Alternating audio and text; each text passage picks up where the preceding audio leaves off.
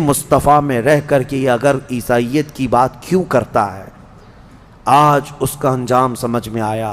سارے علماء نے اس وقت یہ کہا یقیناً اللہ کے نبی نے جو فرمایا تھا جو جس سے محبت کرتا ہے اسی کے ساتھ اٹھایا جائے گا۔ ہم جہاں رہتے ہیں کفار و مشرکین سے ہمارے معاملات ہیں، آپ تجارت کریں، اخلاق کے ساتھ رہیں، اچھے ویوہار کریں، ٹھیک ہے، لیکن اس کا مطلب یہ نہیں ہے کہ تم جو ہے مومنین کو سائیڈ لگا دو اور ان کی طرف نظر بھی نہ کرو اور تم یہ کہنے لگ جاؤ کہ نہیں یہ لوگ تو اچھے ہیں، یہ لوگوں کے ہاں یہ معاملہ اچھا ہے۔ میں حضرت ابو حازم رحمۃ اللہ تعالیٰ علیہ کی کتاب میں ایک حکایت پڑھ رہا تھا، میں نے فجر کے درس میں اس کو بیان بھی کیا تھا، بڑی حیرت کی بات ہے۔ اسی لیے کفار و مشرکین کی کسی چیز کو آپ تعریف میں بھی مت لو۔ مکہ مکرمہ میں حج کے دوران ایک شخص کا انتقال ہوا تو اس کو دفن کرنے کے لیے جہاں لے گئے وہ ایک عالم کی قبر تھی، وہ کھودی گئی، وہ لوگ جانتے تھے اس کو تو، لیکن وہاں وہ عالم نہیں تھا، ایک خوبصورت لڑکی سوئی ہوئی تھی قبر میں۔ تو حیرت میں آ گئے کہ اس عالم کی قبر میں یہ لڑکی کیسے دفن ہو گئی، لوگ پریشان تھے۔ تو اتفاق سے وہاں ایک شخص جو حج پہ آیا تھا وہ لڑکی کو جانتا تھا، کہا یہ ہمارے علاقے کی، وہ جس ملک سے آیا تھا وہ کہتا ہے میں اس کو اچھی طرح جانتا ہوں، یہ پوری عیسائی لڑکی تھی، یہ کنورٹ ہوئی تھی، اسلام قبول کی تھی، لیکن اس کا پورا خاندان عیسائی ہے، میں اس کو اچھی طرح سے جانتا ہوں، اور اس نے اپنا ایمان چھپایا تھا اور کچھ دنوں پہلے یہ بیمار ہوئی، انتقال کر گئی، اس کو تو وہاں مرتے ہوئے ہم نے دیکھا، یہ یہاں کیسے ہے؟ لوگوں نے کہا تجھے شبہ تو نہیں ہو رہا؟ کہا نہیں، یقین ہے مجھے، پورا کا پورا یقین ہے۔ تو وہاں سب اور بھی دیگر علماء کو سب یہ باتیں پتہ چلی، تو پھر یہ بحث چھڑ گئی تو پھر یہ عالم کہاں گیا؟ جس کو دفن کیا گیا تھا وہ عالم کہاں گیا؟ تو وہی جو حج پر آیا ہوا شخص تھا اس نے کہا میں اپنے ملک جاتا ہوں، چند لوگوں کو میرے ساتھ بھیجو، میں اس لڑکی کے گھر والوں سے ملوا دوں گا۔ تو یہ گیا اپنے ملک اور اس لڑکی کے گھر والوں کے پاس گیا جو عیسائی تھے، کہا کہ تمہاری بیٹی فلاں فلاں کا انتقال ہوا؟ کہا ہاں۔ کہا ہم نے اس کو مکہ مکرمہ کے ایک قبرستان میں دیکھا ہے۔ کہا ایسے کیسے ہو سکتا ہے، پاسبل نہیں، ہم نے تو اس کو اچھے آخری رسومات کے ساتھ اچھے طریقے سے دفن کیا اپنے قبرستان۔ تو یہ جو گئے ہوئے مسلمان تھے انہوں نے اصرار کیا کہ چلو تمہاری بیٹی تمہاری لڑکی کی قبر کھود کر دیکھا جائے، کیا تم نے جو دفن کیا وہ وہی ہے؟ جب وہ لوگ آئے اصرار کے بعد وہ قبر کھودی گئی جو عیسائی قبرستان میں تھا، تو قبر کھولنے کے بعد ایک حیرت انگیز منظر کہ وہ عالم یہاں لیٹا ہوا ہے عیسائی قبرستان میں، لاش بری طرح مسخ ہے، صحیح شکل نہیں ہے، لوگ دیکھ کر کے پہچان لیے کہ یہ مکہ میں جس کی قبر تھی وہ یہ ہیں، یہ کیسے شفٹنگ کون کرتا ہے، کیا ہوا کیا تھا؟ بہرحال قبریں جیسی تھی ویسی کر دی گئی واپس۔ لوگوں میں یہ بحث چھڑ گئی کہ آخر یہ ایسا کیسے ہوا۔ اتنی بات تو سمجھ میں آ رہی تھی کہ یہ لڑکی اسلام سے محبت کرنے لگی، قرآن پڑھنے لگی تھی اور ایمان پہ انتقال ہوا، اس کا مکہ میں دفن ہو جانا تو سمجھ میں آ جاتا ہے کہ ہو سکتا ہے اس کو اللہ نے اعزازاً انعاماً جو ہے منتقل فرمایا ہو، لیکن یہ وہاں سے کیوں آیا مکہ سے؟ تو لوگ اس کے گھر گئے، اس کی بیوی تھی، بیوہ تھی، اس سے جا کر پوچھا تمہارے شوہر کے بارے میں کیا خیال ہے؟ کہتی ہے میرا شوہر تہجد گزار تھا، نمازی تھا، پابند تھا، سب کچھ اچھا تھا۔ لوگوں نے کہا کوئی ایسا عمل جو خلاف شرع یا کوئی ایسی چیز؟ کہا نہیں، وہ تو پابند آدمی تھا۔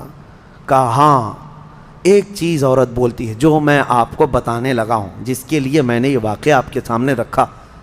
اس کی بیوی کہتی ہے، بیوہ خاتون کہتی ہے جب کبھی اس پر غسل واجب ہوتا میرے شوہر پر، جنابت کا غسل، تو یہ کہتا عیسائیوں کے مذہب میں اچھا ہے، ان کے ہاں غسل واجب نہیں ہے،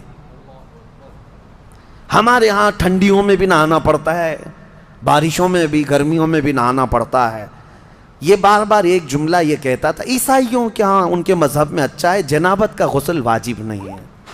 وہ خاتون کہتی ہے مجھے یہ بات کھٹکتی تھی، دین مصطفیٰ میں رہ کر کے یہ اگر عیسائیت کی بات کیوں کرتا ہے؟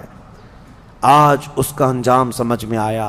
سارے علماء نے اس وقت یہ کہا یقیناً اللہ کے نبی نے جو فرمایا تھا جو جس سے محبت کرتا ہے اسی کے ساتھ اٹھایا جائے گا، اسی کے ساتھ اٹھایا جائے گا۔ اسی لیے میرے عزیزو، صحابہ کی جو صفت تھی اس پر عمل کرو۔ اشداء علی الکفار رحماء بینہم۔ ہاں، تمہارے دین میں کوئی کمی رہ گئی ہے؟ مصطفیٰ کریم صلی اللہ علیہ وسلم کے اخلاق میں کوئی کمی ہے جو تمہیں دوسروں کی تعریف کرنی پڑے؟ الحمدللہ میرا دین کامل ہے۔ مصطفیٰ کریم صلی اللہ علیہ وسلم کو دیا ہوا دین ایسا کامل بلکہ اکمل ہے جس میں ایک شوشہ بھی نہیں چھوڑا گیا ہے، قیامت تک کے لیے دین ہے۔ میں چیلنج کے ساتھ کہہ سکتا ہوں پوری دنیا کے دیگر ادیان کو لاؤ، کچھ تو مدون بھی نہیں ہے، لکھے ہوئے بھی نہیں ہے، بس ایسی اندھا دھند چل رہے ہیں کئی دن۔ کچھ مذہب جو ہے صرف افواہوں پر چل رہے ہیں، کچھ مذہب ہیں جن کی کتابیں ہیں، جن کے ہاں لا ہیں، لیکن سب کو لا کر کے بتا دو، میں بتاؤں گا اسلام کے علاوہ کوئی کمپلیٹ ہے ہی نہیں، کمپلیٹ نہیں ہے۔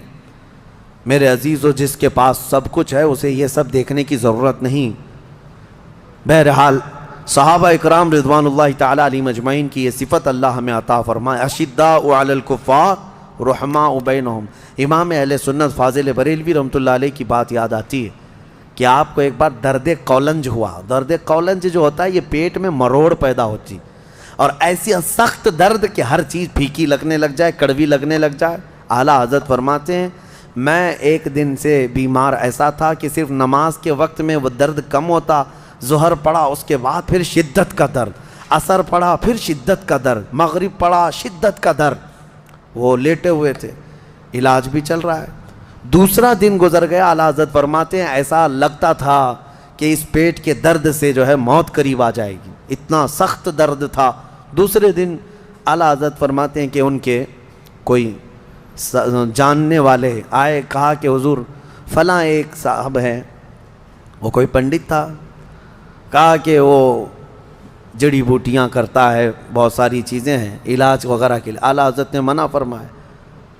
اس کے بعد کچھ صاحبوں نے کہا کہ بہت درد ہے، شدت کا درد ہے، دیکھ لینے میں کیا ہے، اور وہ صاحب بھی آپ کے درشن کرنا چاہتے ہیں، آپ کی زیارت کرنا چاہتے ہیں۔ اعلیٰ حضرت نے کچھ کہا نہیں، وہ آ گیا۔ اعلیٰ حضرت نے اس کو لکھا ہے، وہ آئے جو صاحب جن کو یہ لوگ لے کر کے آئے، وہ آتے ہی اعلیٰ حضرت کے پیٹ پہ ہاتھ رکھا اور کہا کہاں درد ہے؟ اعلیٰ حضرت فرماتے ہیں 2 دن سے قولنج کا اتنا درد مجھے نہیں ہوا تھا جتنا اس کے ہاتھ رکھنے سے ہوا، اس کے ہاتھ رکھنے سے جو مجھے درد ہوا۔ یہ کیا تھا؟ یہ کیا تھا؟ اشداء علی الکفار رحماء بینہم، یہی ہے۔ اب میں زیادہ اس کو سمجھاؤں تو ہماری باتوں کو لے جا کر کے توڑ مروڑ کر کے میڈیا والے چلائیں گے، بہت سارے اسی کے آڑ میں بیٹھے ہوئے ہیں۔ ہاں بالکل میرے عزیزو، میں ان کے اعلیٰ ایمان کی بات کر رہا ہوں۔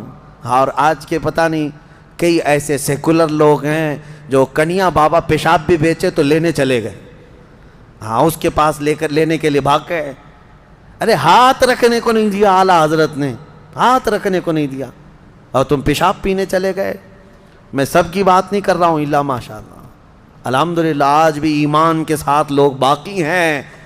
پیشاب کیا ہوا، اگر دودھ بھی پلائے تو ہم نہ پئیں، کیونکہ ہمیں پتہ ہے ہماری شفا مدینہ طیبہ کے تاجدار کے قدموں میں موجود ہے۔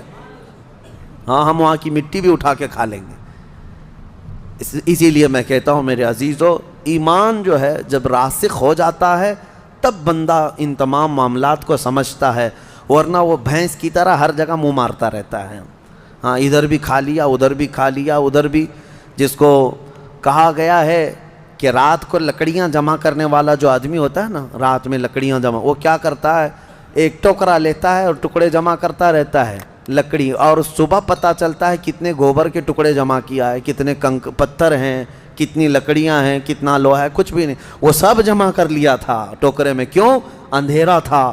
اسی لیے کہتے ہیں عشق رسول کا اجالا ہو تو تمہارے ٹوکرے میں کوئی ٹکڑا گوبر کا نہیں آئے گا، جو جمع کرو گے وہ انشاءاللہ ایمان کے ساتھ ہی جمع کرو گے۔